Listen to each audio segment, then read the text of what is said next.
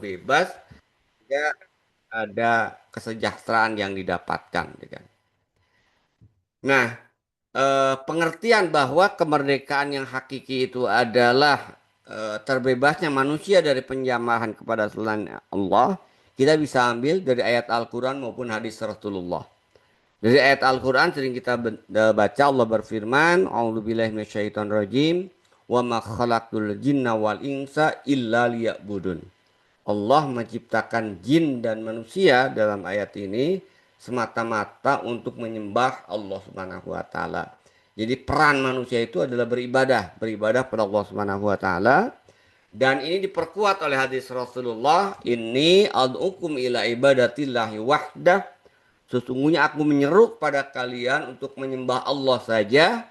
Wa ad'ukum litarki ibadatil ibad. Dan aku menyeru kepada kalian untuk meninggalkan menyembah sesama hamba. Dan dipertegas lagi kalau kita lihat realitasnya misalnya bahwa kemerdekaan yang hakiki itu adalah ketika hanya ibadah pada Allah, itu diimplementasikan oleh Panglima Perang Islam, ya, Amir Rubai, ketika ditanya oleh Rustum dari Persia, apa motivasi umat Islam melakukan futuhat terhadap Persia? Jawaban Amir Rubai, ya, Panglima Perang radhiyallahu an, ya, dia menyatakan, singkatnya saya sebutkan, jitukum li rukum min ibadatil ibad ila ibadati rabbil ibad. Aku datang, ya, untuk membebaskan kalian, untuk memerdekakan kalian dari penghambaan, ya. Jitukum li rukum min ibadatil ibad, dari peribadahan kepada hamba dan hanya beribadah kepada pencipta manusia. Nah, jadi esensi kemerdekaan itu adalah ketika manusia berarti beribadah kepada Allah, wujud ibadah Allah itu melaksanakan syariat Islam. Berarti kalau kita lihat dalam konteks ekonomi, kita bisa dikatakan merdeka secara ekonomi ketika syariat Islam diterapkan. Eh, Ketika syariat Islam di bidang ekonomi itu kemudian diterapkan, ya, baik secara negara maupun juga secara individu. Nah, tapi kita lihat hari ini, ya kan, kita bicara dalam konstelasi global yang akhirnya ini juga berpengaruh pada Indonesia. Bapak Ibu sekalian, hari ini negara kita dan di berbagai negara dunia sebenarnya, kalau dulu ada negara kapitalis, sekarang sebenarnya sudah berubah, bukan hanya kapitalis, tapi sudah negara yang disebut negara korporasi. Ya. Apa yang disebut dengan negara korporasi? Ya, eh, negara korporasi itu adalah negara menjadi instrumen kepentingan bisnis. Ya. Jadi sekali lagi, negara korporasi itu negara menjadi instrumen kepentingan bisnis, keputusan politik mengabdi kepada pemilik modal. Wujudnya apa? Liberalisasi, sekularisasi, dan pluralisme. Dalam konteks ekonomi, ya, ini sebenarnya hampir berhubungan dengan ekonomi itu kan. Ada kapitalisasi pendidikan. Hari ini, ya, kita disuguhkan dengan data puluhan ribu mahasiswa tidak bisa daftar ulang, ya, karena UKT-nya mahal atau mereka ya miskin. Begitu juga kapitalisasi kesehatan, ya. Jadi alat kesehatan atau juga kesehatan menjadi komoditas. Kemudian keamanan lewat SDA, kemudian kapitalisasi politik, kapitalisasi layanan publik, dan juga kemudian kapitalisasi hiburan. Nah, sehingga terjadilah hari ini sebenarnya manusia dijajah secara materi. Terjadi kesenjangan, ya, ya, kemudian dehumanisasi dan kehidupan materialistis. Pada akhirnya rakyat terzalimi, kehancuran dan kefasadan. Betulkah ini adalah wujud mereka? Jelas pasti tidak, gitu kan. Bahkan kalau kita lihat sekarang ada yang mengatakan lebih zolim dibandingkan dengan masa penjajahan. Sampai ada yang mengatakan lebih enak dijajah Belanda daripada sekarang, gitu kan. Oleh Londo Ireng, gitu kan. Ini menunjukkan bahwa ya memang kemerdekaan secara fisik ternyata tidak bisa dinikmati gitu kan, dengan baik gitu kan. Nah, baik kita lihat. Nah, kita lihat dari dua sisi ya. Saya ingin menunjukkan supaya betulkah kita sudah merdeka? Pertama secara institusi negara. Ya. Betulkah kita kemudian sudah merdeka? Faktanya hari ini negara kita secara institusi sebenarnya terjajah dengan sistem ekonomi kapitalis. Kenapa saya katakan terjajah secara ekonomi? Karena tadi di awal merdeka itu ketika manusia hanya beribadah pada Allah. Wujud ibadah dalam konteks ekonomi itu menerapkan syariat Islam di bidang ekonomi, gitu kan. Tapi faktanya kita lihat hampir semua sektor kita itu terjajah karena menentang syariat, ya, tidak menjalankan syariat. Pertama kita lihat dari sisi eh, sistem keuangan. Kita mengadopsi sistem keuangan yang sangat menonjol itu dua. Fiat money dan sektor non-real. Ya kan? Fiat money di mana uang itu adalah uang kertas, ya, yang tidak dijamin dengan emas. Ya. Sehingga rupiah pernah kita bahas terus terpuruk. Ya. Ya. Sehingga rupiah terpuruk, dolar menguat. Ya. Ada yang seloroh ya, pembela rejim, ya. Bukan rupiah yang terpuruk gitu kan, katanya. Tapi dolar yang menguat, ya kan. Saya bilang ini sama dengan pernyataan Superman atau Spiderman itu bukan memakai celana dalam di luar, tetapi memakai celana luar di dalam, gitu kan. Nah sama seperti itu gitu kan. Yang hasilnya podo wae gitu kan. Artinya kalau kita lihat ini yang perangkat, ya. Belum kita bicara tentang sektor non real ya. Tadi fiat money dalam bentuk uang, kemudian sektor non real. Kalau kita bicara terkait dengan riba, bunga bank itu jarang lah sampai bunga itu 100%. Tapi kalau kita lihat di pasar modal, di pasar saham, ya, itu ribanya itu bisa sampai 1000%. Termasuk juga tadi fiat money itu kan. Ya, harga saham, nah ini kan ironis itu kan. Kita disuguhkan dengan berita yang sangat menyesakkan itu kan bagi kita yang sadar.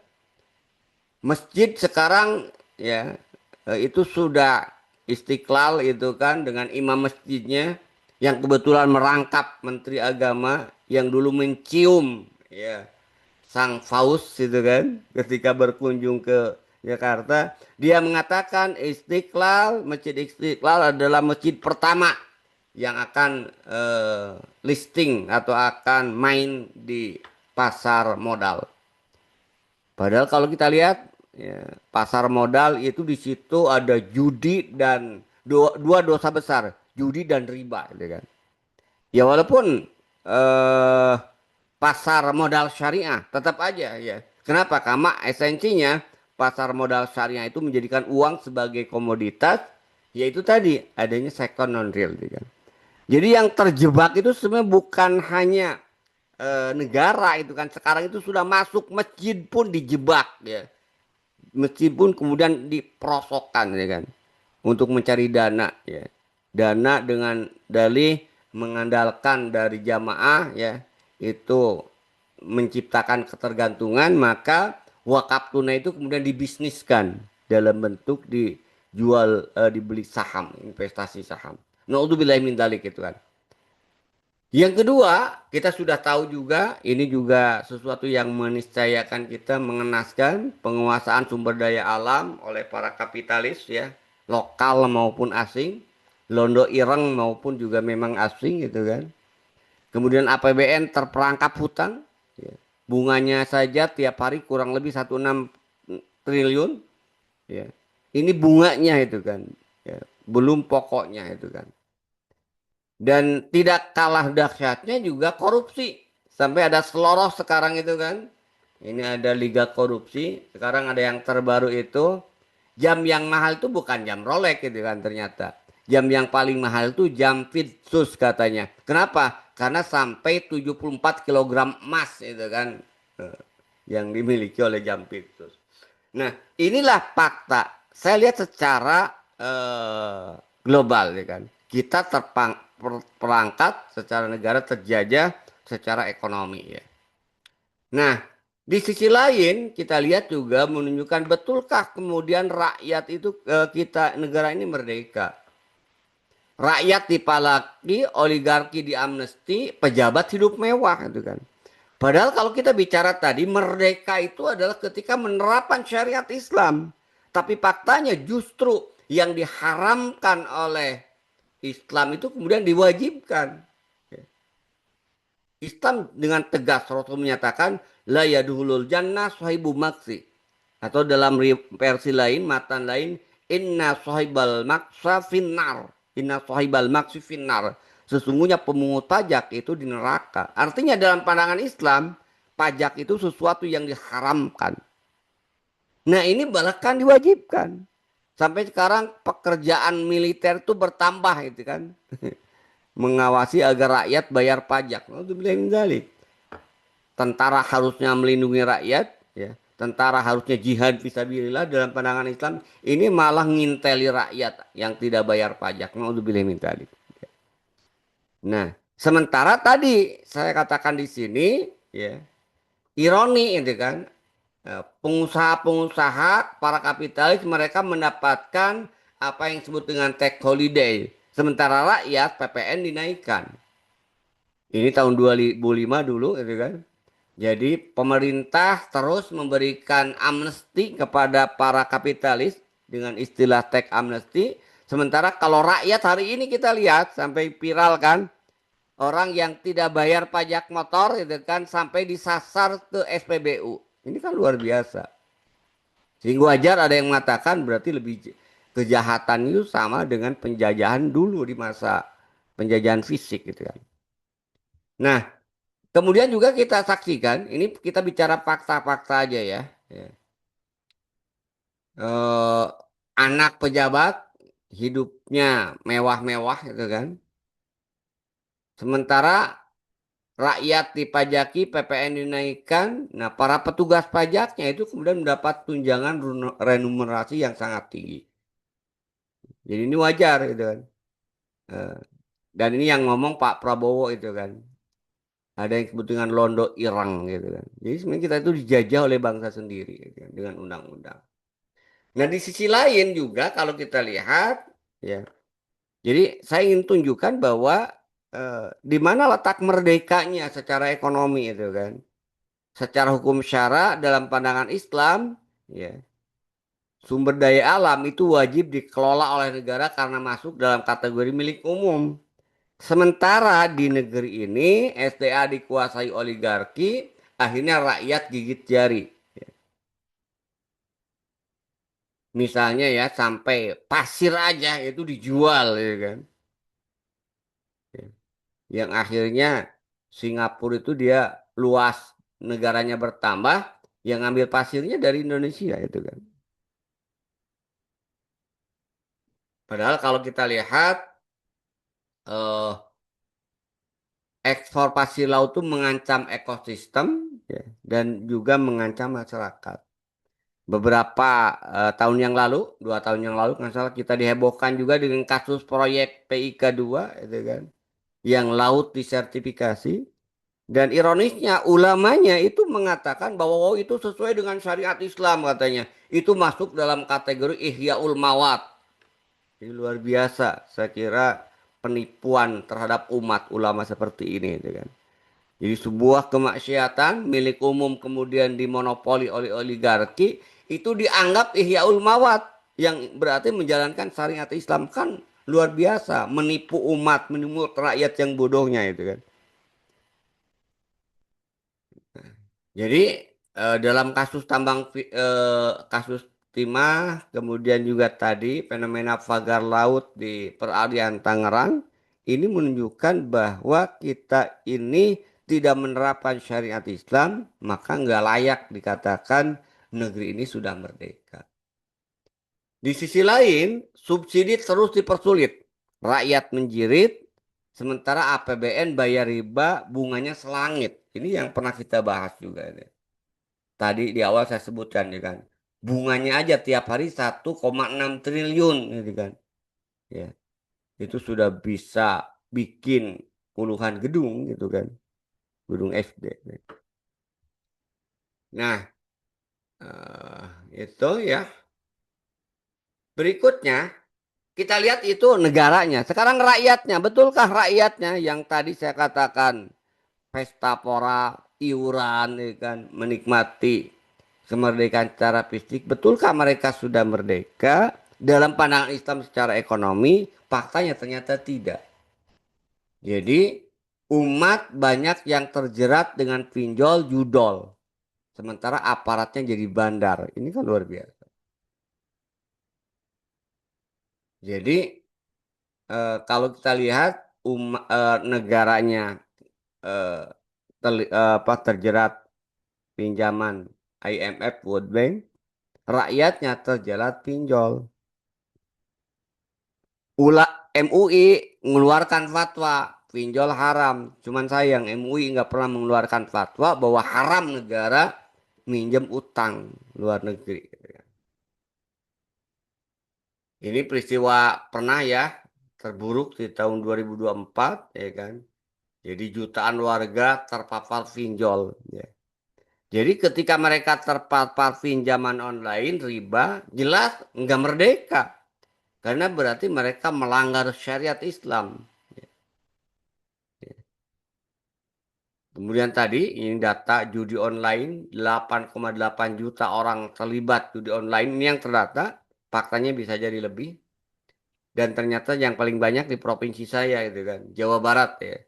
Kemudian DKI, Jawa Tengah, dan juga Banten dan Jawa Timur. Perputaran uang di judi online itu mendekati 1.000 triliun ya kan. Dan di dalamnya ada anak-anak yang terlibat ya kan. Ya. Ini pinjaman online-nya kita lihat kalau negara tadi sudah terlibat riba ya, tergadaikan sehingga tiap hari harus bayar bunganya saja 1,7 triliun. Ternyata 129 juta orang ini terjerat pinjol. Ini pinjol ya, bukan bank resmi. Kalau bank resmi pasti berarti semuanya kalau gitu kan. Hampir sebagian besar gitu kan. Artinya riba itu sudah eh, menggelasak luar biasa. Ini pinjaman online. Tadi saya katakan aparatnya jadi bandar, ironisnya. Akhirnya apa? Akhirnya kemudian tadi banyak tragedi bunuh diri dan kriminalitas. Nah, jadi pertanyaannya, benarkah secara ekonomi bangsa dan rakyat ini sudah merdeka? Jawabannya sudah jelas ya. Bahwa secara ekonomi kita belum merdeka. Karena definisi merdeka itu adalah ketika ekonomi dijalankan sesuai dengan syariat Islam, karena hakikat kemerdekaan adalah ketika manusia mengabdi kepada Allah semata. Wujud pengabdian kepada Allah dalam bidang ekonomi berarti menerapkan syariat Islam terkait dengan ekonomi. Nah, lalu bagaimana solusinya itu kan? Solusinya kalau kita ingin merdeka secara ekonomi, bukan hanya merdeka secara fisik, maka kita harus mewujudkan sistem ekonomi Islam. Nah, cuman kalau kita lihat sistem ekonomi Islam yang mana? Sekarang sudah mulai itu kan. Umat ini menyaksikan bahwa ya adalah ya istilahnya keran yang dibuka oleh pemerintah agar umat Islam itu bisa menjalankan sebagian kecil ya sistem ekonomi Islam. Dan kalau kita bicara terkait dengan sistem ekonomi Islam, ada mazhab ya. Mazhab mainstream ini yang sekarang gitu kan. Yang tokohnya itu Marjafra, Mana, Nejatul Asidiki, yang dia orang Islamic Development Bank. Sehingga mainstream itu adalah ekonomi Islam itu identik dengan apa? Dengan perbankan lembaga keuangan Islam. Nah, ada sebenarnya ada ini saya buat sendiri itu kan. Ada mazhab ekonomi Islam ideologis. Nah, yang harus kemudian kita wujudkan agar kita bisa merdeka secara ekonomi bukan ekonomi Islam dalam perspektif mainstream. Nanti akan saya tunjukkan di mana ekonomi Islam itu identik dengan eh, lembaga keuangan paling banter, ya, itu masuk sekarang mulai ke pariwisata. Saya pernah di kantor itu diajak oleh atasan saya, gitu kan, untuk memenuhi undangan dari Kementerian Ekonomi Kreatif. Pada saat itu mereka sedang menggagas pariwisata syariah, gitu kan. Ya. Waktu itu saya sebagai utusan, gitu kan, dan kemudian saya ngajar ekonomi Islam, saya protes bertanya, itu kan. Kenapa sih ekonomi Islam, kata saya itu kan, ekonomi Islam yang kemudian dikejar itu hanya terkait dengan hal-hal yang remeh-temeh gitu kan. Pariwisata syariah berapa sih kemudian nilai ekonomisnya itu kan. Kenapa saya bilang kita tidak pernah berpikir ekonomi Islam itu adalah APBN syariah. Ya. Saya tidak menggunakan Baitul Mal, saya bilang karena mereka semangatnya semangat syariah sudah ada. Kenapa kemudian kita tidak berupaya untuk mewujudkan APBN syariah? Nah, apa jawabannya? Wah, Pak, itu mah politik gitu kan. Ekonomi syariah kita tidak akan dibawa ke arah politik. Nah, jadi ini sekuler level berikutnya. Jadi saya kira dulu sekuler itu hanya satu level. Sekarang sekuler itu banyak level juga gitu kan.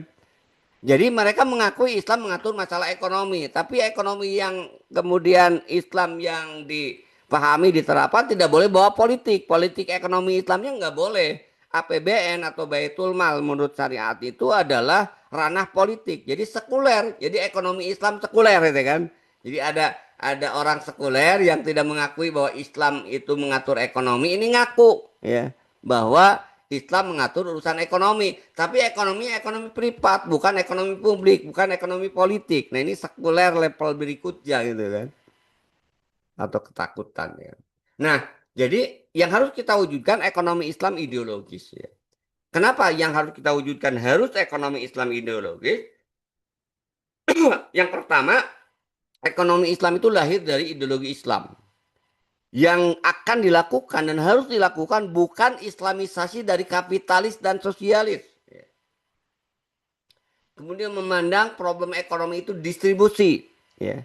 Kemudian memandang asas sistem ekonomi Islam itu terkait dengan pengaturan kepemilikan, pengelolaan kepemilikan dan distribusi. Dan tokohnya tidak lain adalah Syekh Taqiyuddin An-Nabhani, Al-Alamah Syekh Taqiyuddin An-Nabhani. Beliau ulama Al-Azhar dan kitab yang sangat kemudian memberikan gambaran tegas kalau syariat Islam di bidang ekonomi diterapkan ya secara kafah ya bukan hanya finansial maka akan terwujud kesejahteraan itu gitu.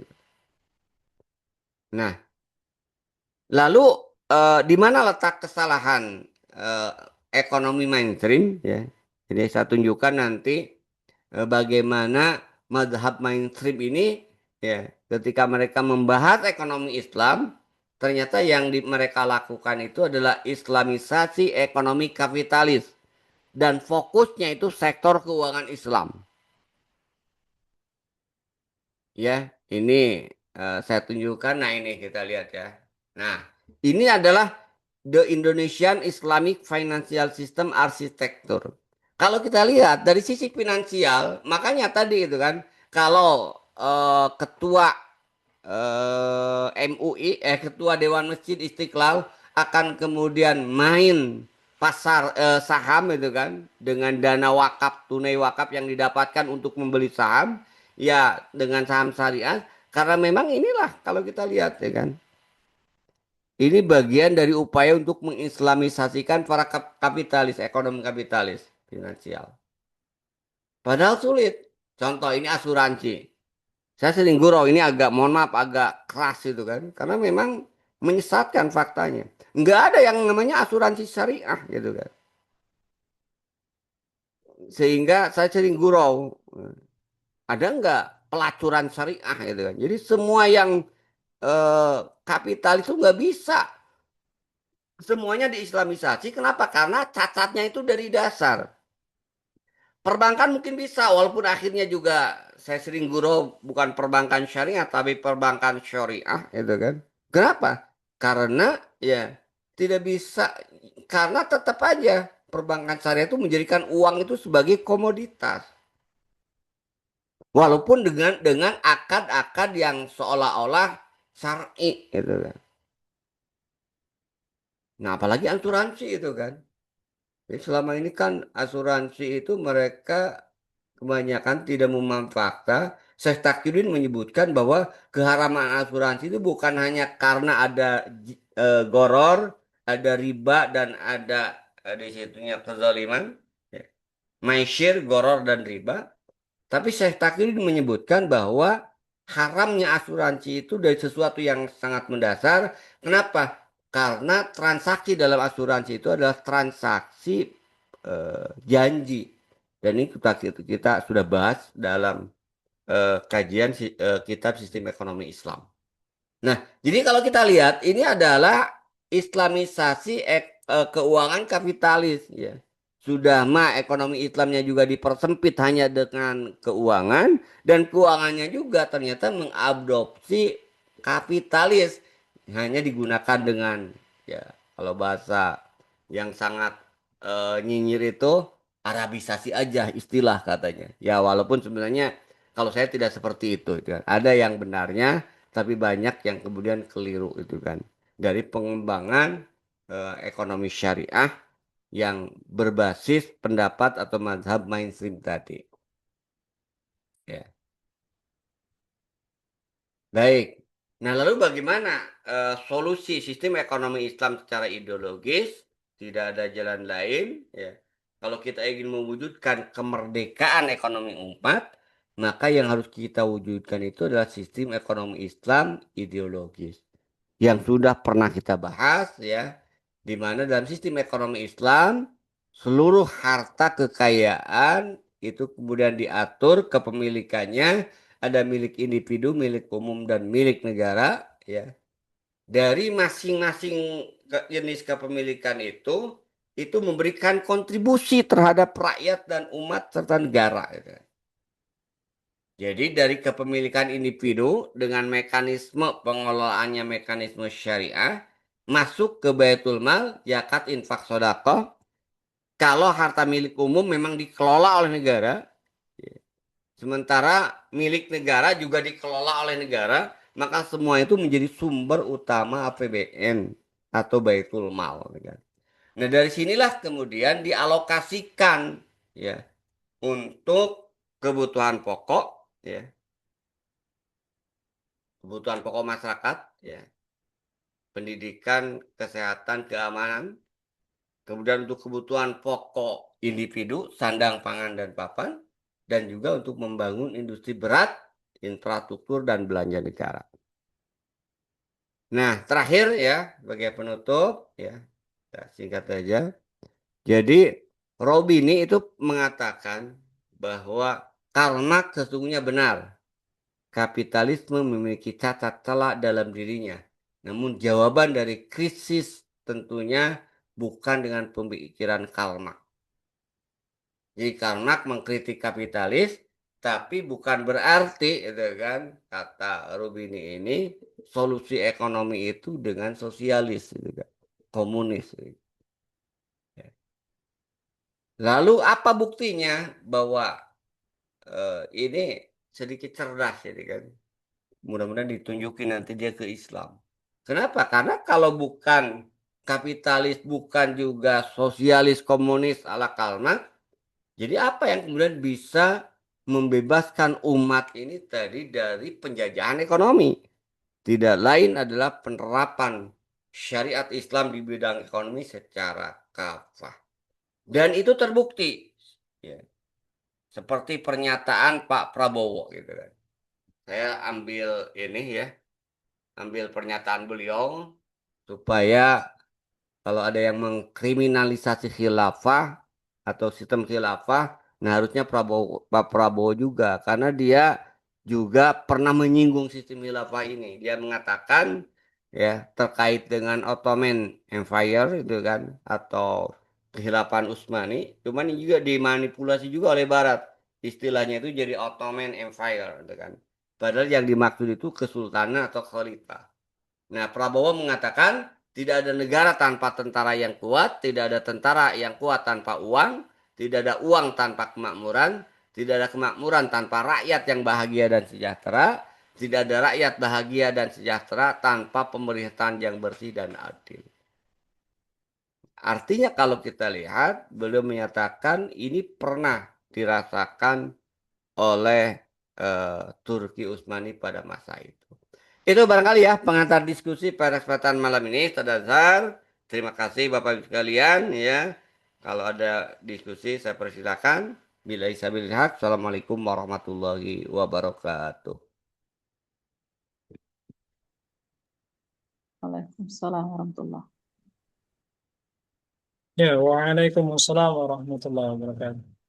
Alhamdulillah buat Bapak Ibu jamaah sekalian, kita sudah mendengarkan penjelasan beliau di awal bahwa terkait dengan kemerdekaan, bahwa ini adalah betul kita sudah terbebas dari sisi eh, perginya penjajah secara fisik ya, dan kita perlu bersyukur atas segala nikmat Allah yang telah mengusir para penjajah kafir itu dari negeri Nusantara ya Alhamdulillah. Namun di sisi yang lain kita juga perlu mengkritisi kemerdekaan yang sesungguhnya tadi yang beliau sampaikan khusus dalam aspek ekonomi. Realitas hari ini khususnya negeri ini sedang tidak baik-baik saja, artinya masih terjajah ya, belum sepenuhnya merdeka dari aspek ekonomi. Dan hari ini ternyata negeri ini menjalankan sistem ekonomi yang berbasis kepada kapitalisme. Dan ini menjadi diskusi kita buat Bapak Ibu yang ingin menggunakan kesempatan ini untuk berdiskusi. Insya Allah kami berikan kesempatan. Buat Bapak Ibu yang ingin bertanya, silakan kirimkan ke kolom komentar. Buat yang ingin bertanya atau yang ingin berinteraktif langsung juga kami berikan kesempatan ya. Tadi sudah ada yang tanya. Silakan, ya ini Mas Norman. Kira-kira ada yang ingin disampaikan atau ingin ditanya, Mas Norman? Silakan, kami berikan kesempatan. Assalamualaikum Ustaz. Waalaikumsalam. Waalaikumsalam warahmatullahi. Mas Ya gimana kabarnya Ustaz? Norman. Mohon maaf Ustaz, ini tadi anak agak rewel lah, jadi ini apa enggak jadi. Oh iya. Ini Tat, yang mau saya tanyakan ini Tat, apa sebenarnya itu kenapa kok bisa jadi banyak negara itu kebetulan atau gimana Tat? Kok seolah-olah kayak yang membuat banyak negara itu kok hebat sekali gitu Tat. Bahkan bisa sampai membuat sistem ekonomi dan demokrasi itu seolah-olah luar biasa, melebihi melebihi apa kekuatan manusia biasa gitu.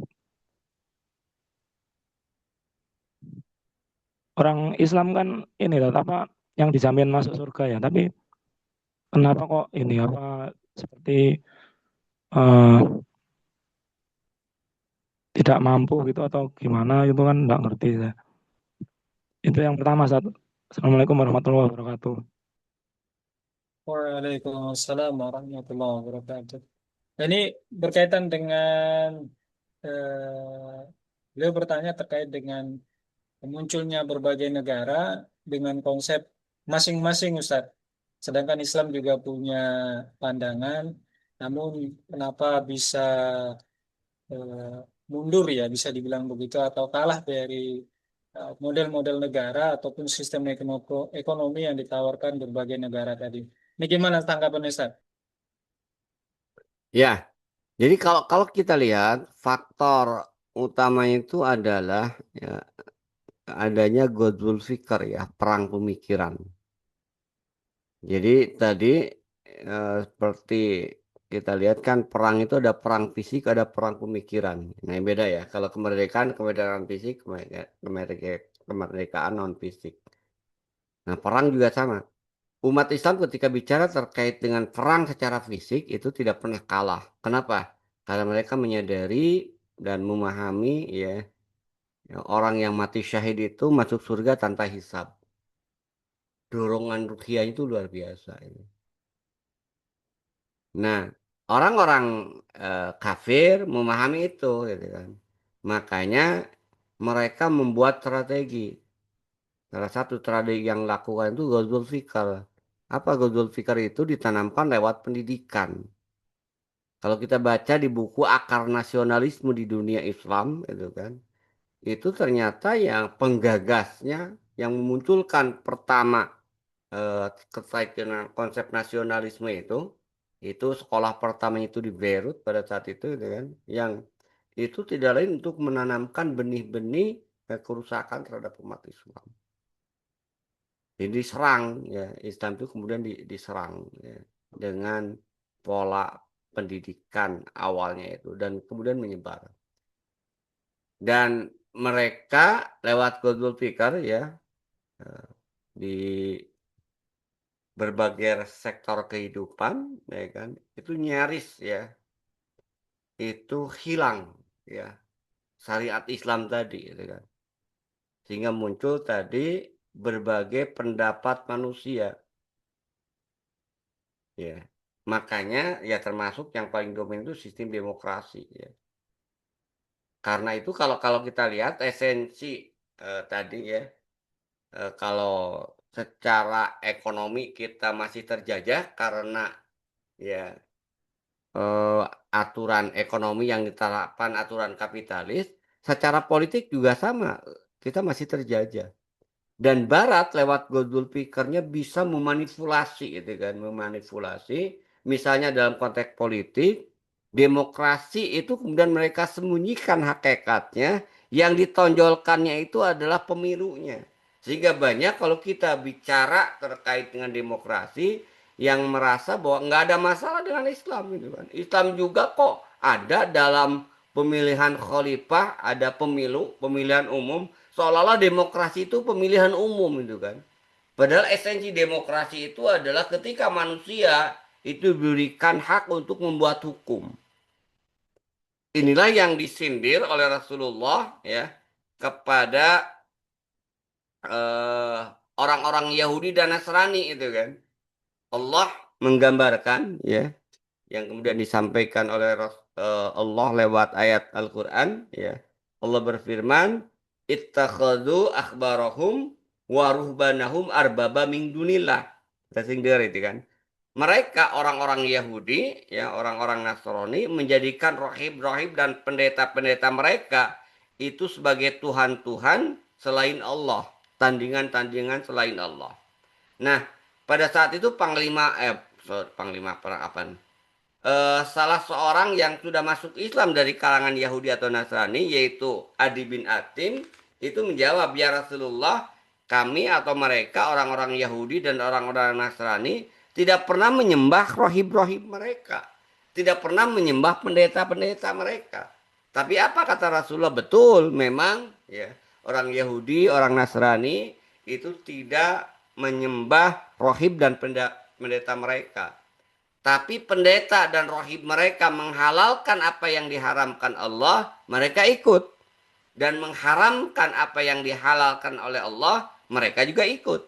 Nah, itulah kata Rasulullah bentuk peribadahan orang-orang Yahudi dan orang-orang Nasrani terhadap rohib-rohib dan pendeta-pendeta mereka. Jadi apa? Ya itu tadi, menghalalkan apa yang diharamkan dan mengharamkan apa yang dihalalkan. Hari ini misalnya sistem pemerintahan yang disebut dengan khilafah, sesuatu yang diperintahkan, diwajibkan oleh Allah, itu dikriminalisasi. Sementara sistem demokrasi yang tadi itu kan justru malah diagung-agung. Ya. Jadi itu yang saya katakan. Jadi intinya itu karena Ghazul Fikr itu kan. Ghazul Fikr inilah yang menyebabkan umat Islam asing dengan ajarannya sendiri.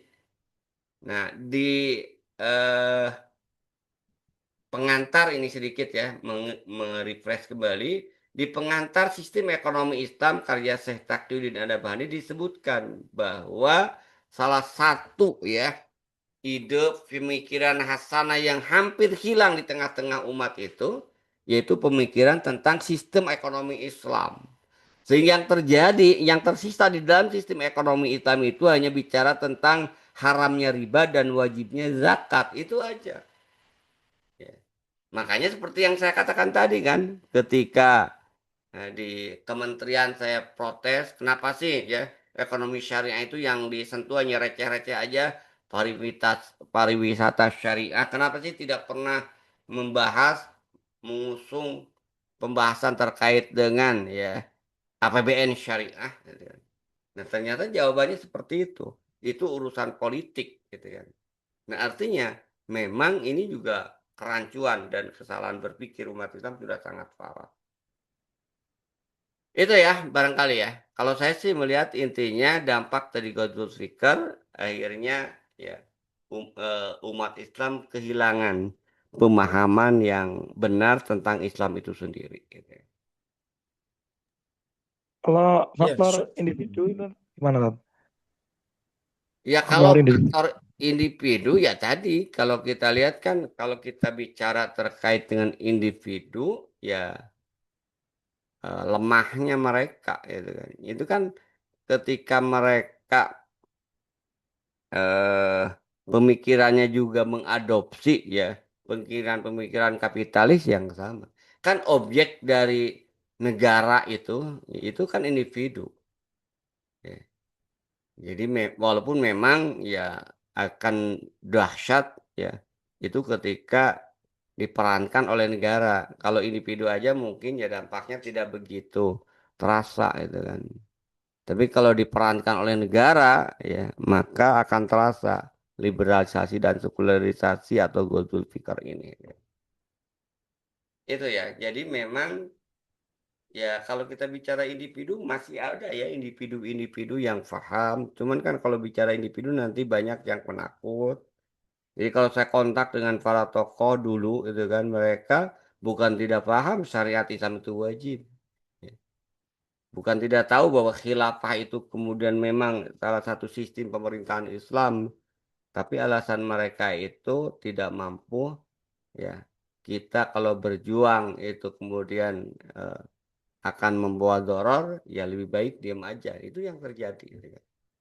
Jadi kalau saya singkatnya, kalau secara individunya, kalau kita mengacu kepada hadis Rasulullah, umat Islam itu kenapa mereka terpuruk?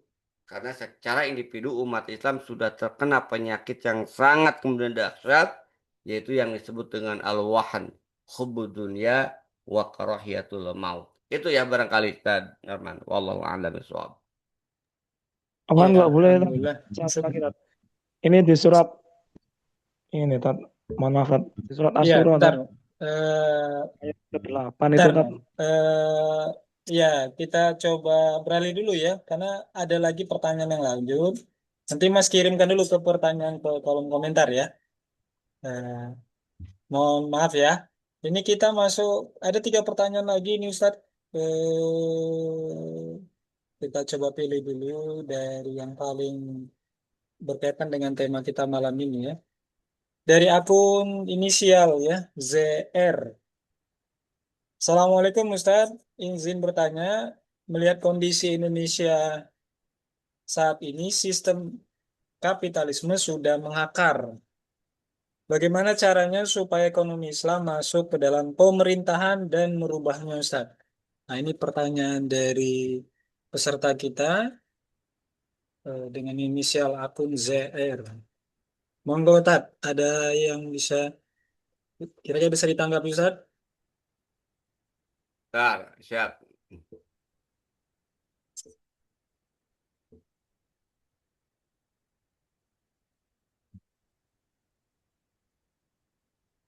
Ya, ya saya kira dakwah ya kan, tidak ada cara lain dakwah gitu kan. Jadi ketika kita melihat bahwa sistem kapitalisme sudah mengakar di pemerintahan, bagaimana cara supaya ekonomi Islam masuk ke dalam pemerintahan dan merubahnya?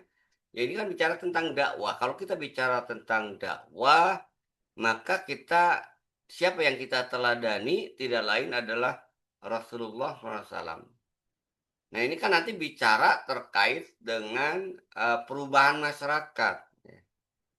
Jadi kalau yang dilakukan oleh Rasulullah ketika masyarakat jahiliyah pada saat itu sudah rusaknya luar biasa, ya kan? Ekonominya ribawi, itu kan juga sama seperti sekarang. Ya. Yang dilakukan itu bukan eh, yang dilakukan oleh Rasul dakwahnya dakwah pemikiran politik, pemikiran siasa. Dakwah siasah, gitu kan.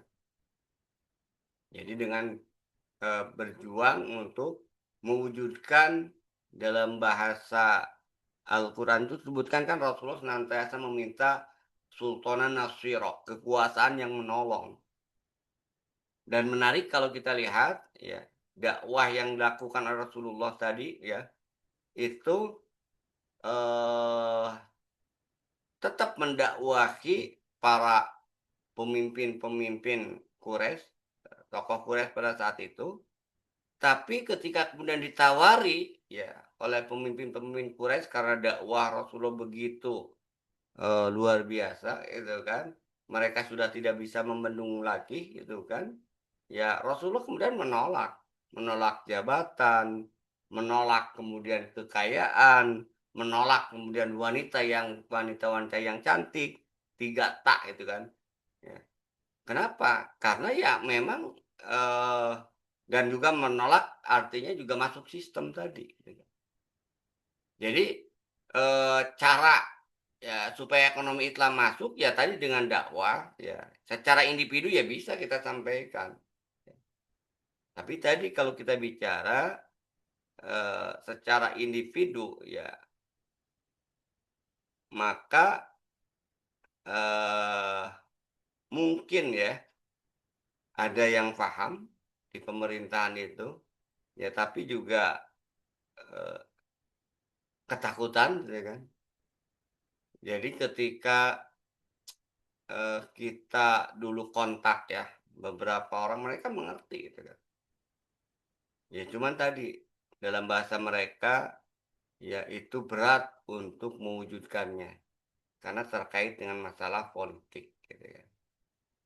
Nah jadi kalau bertanya ya bagaimana cara supaya ekonomi Islam masuk ke dalam pemerintahan dan merubahnya ya ya tentu dengan dakwah gitu kan. Dan tentu level ekonomi Islam yang mana juga itu kan. Kalau terkait dengan larangan riba bisa gitu. Tapi kalau terkait dengan tadi bagaimana kemudian milik umum itu wajib dikelola oleh negara itu nggak bisa gitu kan. Karena butuh kekuasaan. Ya, ya. Itu ya barangkali ya, wallahu alam. Jadi kalau kita lihat memang mau tidak mau kontak tadi, kontak umum atau kontak khusus gitu kan. Iya, Azhar itu barangkali ya. Oke, Alhamdulillah. Syukron Ustaz sudah ditanggapi ya, Bapak atau Ibu ini. Inisialnya masih ZR. Kemudian yang masih ada kaitannya Ustaz, pertanyaan dari Ibu Syam ya, Perwaningsi.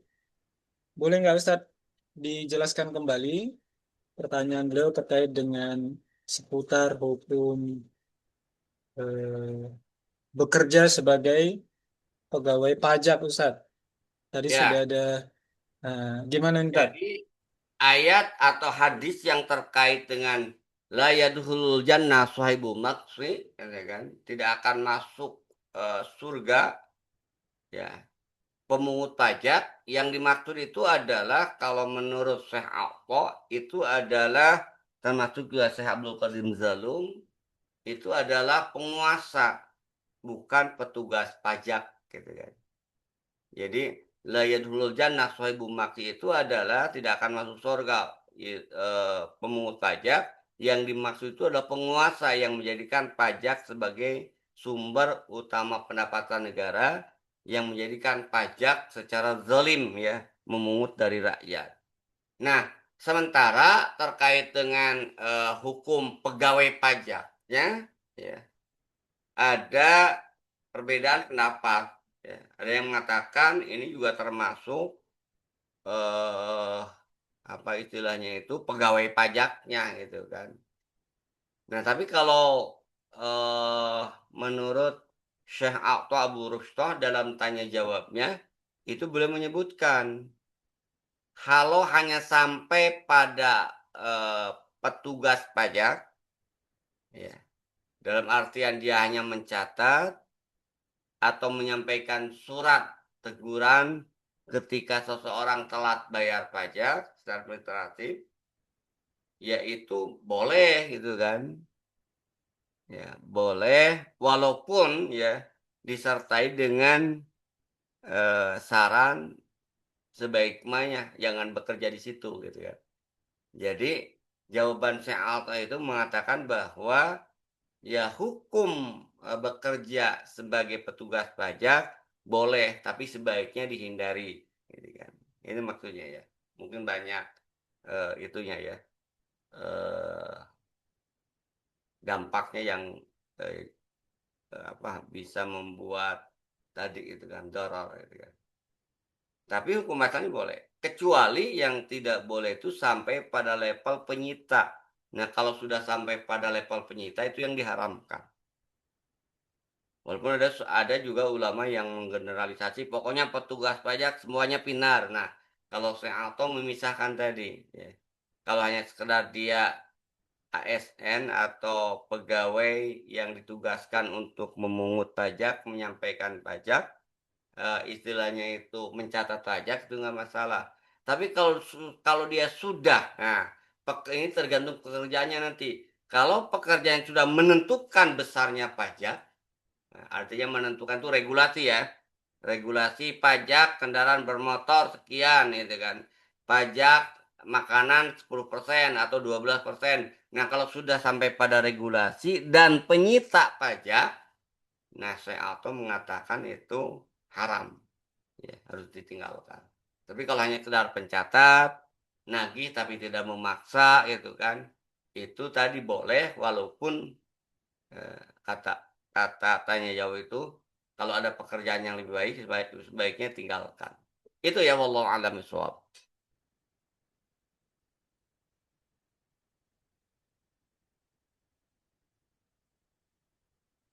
Oke, ini ada pertanyaan tapi yang masih terlalu jauh kaitannya. Gini gimana Ustaz? Kira-kira mau ditanggapi atau Yang kita mana? beri kesempatan yang lain? Ini ada pertanyaan dari Ibu ya, Ibu atau Mbak Nikmatul Hasana. Izin bertanya, apakah hukumnya membudidayakan monyet untuk ekspor ke luar negeri yang dilakukan pihak swasta yang bekerja sama dengan instansi negara? Ya, pertanyaannya daging monyet itu halal haram. Kalau daging monyet itu haram, ya berarti nggak boleh. Apa yang diharamkan, kaidah usul fikih menyebutkan sesuatu yang diharamkan haram juga memperjualbelikannya. Nah, monyet itu kan untuk apa? Kalau dimakan ya, daging monyet ya kan, haram itu kan. Maka membudidayakannya juga haram. Sama seperti babi itu kan, babi itu kan haram zatnya ya. Maka membudidayakannya dan juga menjualnya itu juga diharamkan bagi muslim. Nah, cuman tadi monyet ini untuk apa gitu kan? Kayak anjing gitu kan. Anjing itu kan memelihara anjing itu dilarang. Tapi kalau khusus anjing untuk berburu itu dikecualikan. Sekarang untuk apa kemudian monyet itu dibudidayakan, ya kan? Wallahu a'lam. Ya, Alhamdulillah. Eh,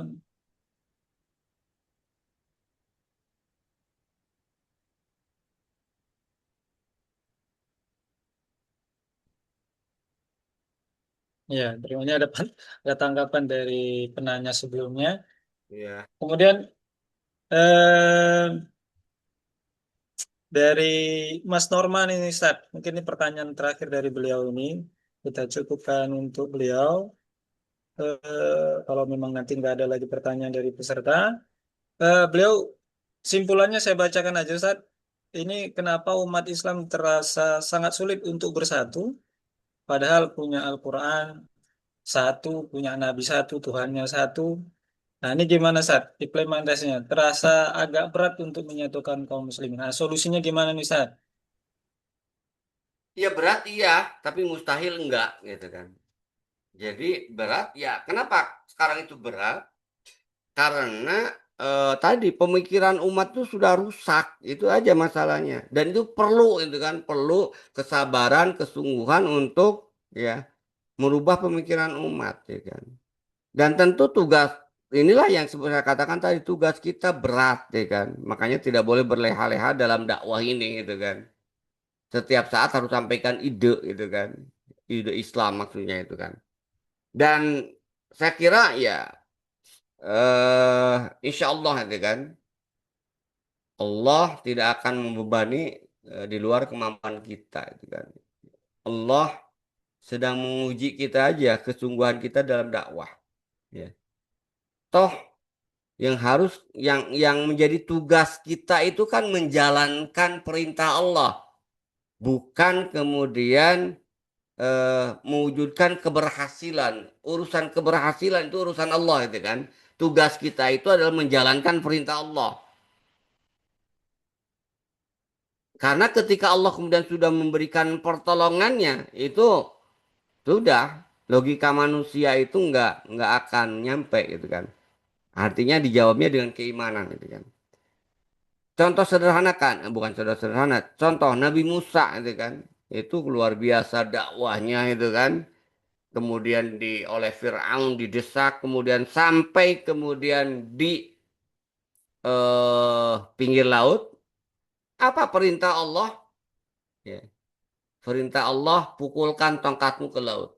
Itu kan sudah di luar logika. Gitu. Kalau menggunakan akal untuk apa itu kan tongkat dipukulkan ke laut, gitu kan. Tapi yang penting itu adalah jalankan perintah Allah itu kan. Allah lah yang kemudian akan memberikan nusroh pertolongannya itu kan. Nah begitu juga konteks dakwah betul memang hari ini gitu kan. Ya karena memang seperti digambarkan oleh Rasulullah dalam hadis ya kan. Ya, Rasul menyatakan ja'al Islamu goriban wa sayudu goriban fatubalil gurabai alladzina yuslihuna inda fasadinas. Beruntunglah kita yang sadar. Rasul menyebutkan Islam itu datang dalam keadaan asing dan akan kembali asing. Dan beruntunglah orang-orang yang asing itu. Siapa orang-orang asing tersebut? Alladzina yuslihuna inda ninas. Mereka yang berjuang di tengah-tengah masyarakat memperbaiki umat, ya kan. Jadi tugas kita itu melaksanakan perintah Allah lah. Urusan hasil serahkan kepada Allah gitu kan. Memang kalau menggunakan logika kita itu kan sulitlah untuk berubah seolah-olah gitu kan. Tapi pernahkah berpikir misalnya Nabi Musa ya. Bahkan jangankan itu kan, pernahkah Rasulullah gitu kan berpikir bahwa Mekah itu kemudian akhirnya kan difutuhat. Tapi Rasulullah kan terus melaksanakan perintah Allah gitu kan. Yang menarik, jadi saya kalau bawa jamaah umroh itu ketika menjelaskan, ketika kita berkunjung ke Taif, nah, saya sampaikan apa yang ada di apa istilahnya itu di Kitab Daulah Islamiyah itu kan. Di situ kan ada kan, kenapa misalnya Rasulullah memilih Taif ya pada saat itu untuk eh, meminta nusroh mereka. Itu berdasarkan logika-logika kemanusiaan. Pertama, Rasulullah itu dibesarkan di Taif oleh Halimatus Sa'diyah itu kan. Jadi dengan tokoh-tokoh Taif itu mereka sudah mengenal Rasulullah. Kemudian yang kedua, Taif itu daerah subur. Ya. Jadi seperti puncaknya di puncak gitu. Subur, adem itu kan. Ya. Yang ketiga, artinya subur maka secara logistik itu ketika ada boykot dari negara-negara dari kabilah-kabilah Arab itu bisa bertahan, bisa mandiri gitu kan bahasa sekarang. Dan yang ketiga tadi dari sisi letak strategis itu kan. Jadi tidak mudah kemudian dijangkau dan dipatahkan oleh musuh. Tapi apa yang terjadi? Justru malah Rasul dilempari gitu kan. Ya. Nah artinya ya walaupun sulit tadi ya kita tidak boleh putus asa. Rasul sudah mencontohkan. Bahkan Rasul-Rasul sebelumnya seperti yang saya katakan tadi itu kan juga sudah menyontohkan itu kan. Ya. Jadi tugas kita itu menjalankan perintah Allah, hasilnya itu serahkan kepada Allah gitu kan. Toh kita tidak dituntut untuk menang ya. Tidak dituntut untuk berhasil, yang dituntut itu adalah menjalankan perintah Allah. Makanya menarik di dalam Al-Qur'an terkait dengan tafsir ayat Al-Qur'an ya. Ketika Allah menyebutkan Innallaha ashtara minal mu'minina anfusahum wa amwalahum bi anna lahumul jannah yuqatiluna fi sabilillahi fayaqtuluna wa yuqtalun. Nah, itu kan. Jadi mereka membunuh dan mereka terbunuh gitu kan. Dan dua-duanya beruntung gitu kan. Artinya bukan hasil, yang penting jalankan perintah Allah. Ya, itu barangkali ya Allah alam.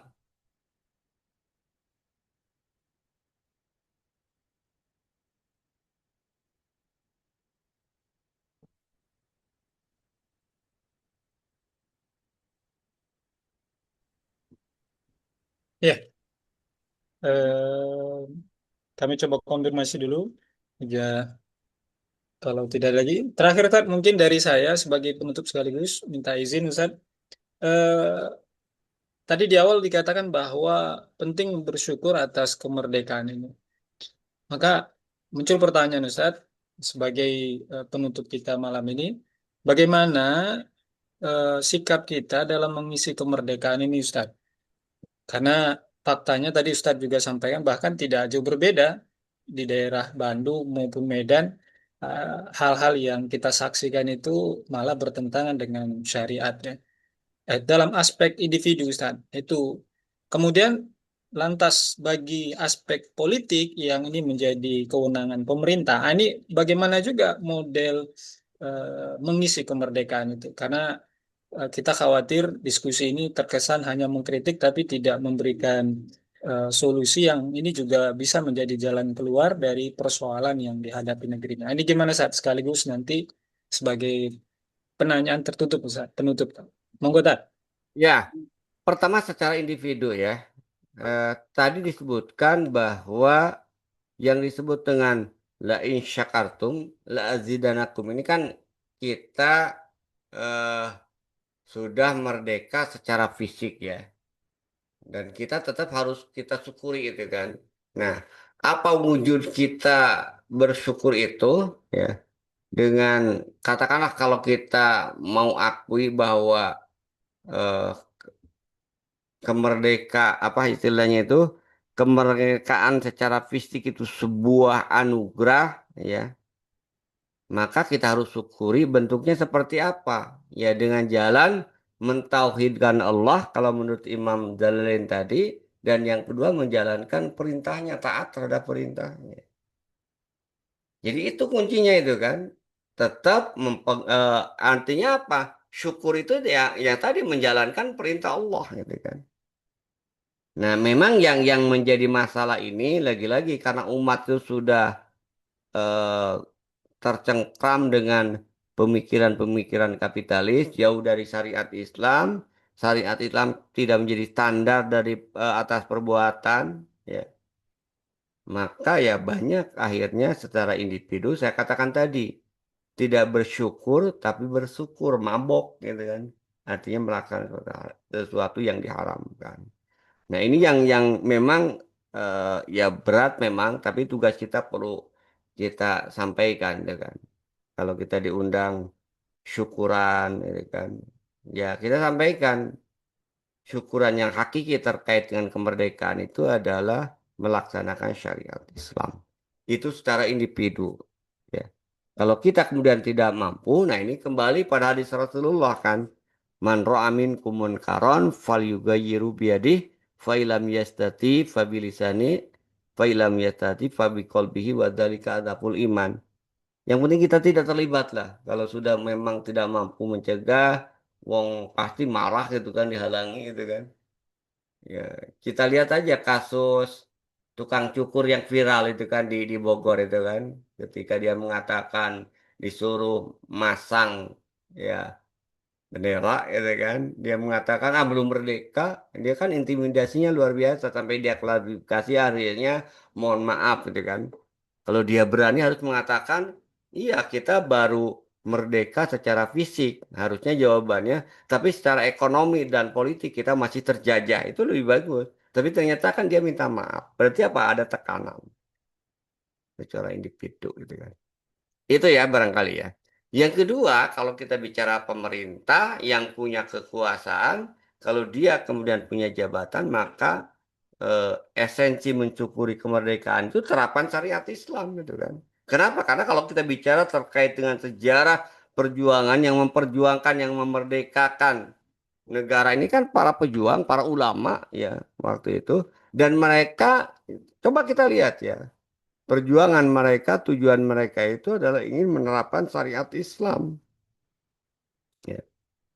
Cuman tadi kan kalau kita lihat dalam perjalanan sejarah, ya ulama-ulama yang hanif, ulama-ulama yang lurus ini kemudian telikung lah oleh para politikus nasional sekuler itu kan, yang akhirnya mereka kemudian harus gigit jari. Mereka yang berjuang, tapi yang menikmati itu istilahnya itu adalah para pemimpin-pemimpin sekuler pada saat itu, tokoh-tokoh sekuler itu kan. Itu ya. Nah tentu kalau kalau hari ini ya eh, kalau orang yang punya kekuasaan segera terapkan syariat Islam itu gitu kan yang menjadi tugas dia itu kan itu wujud syukur bagi seorang penguasa ya. Wallahu a'lam bishawab.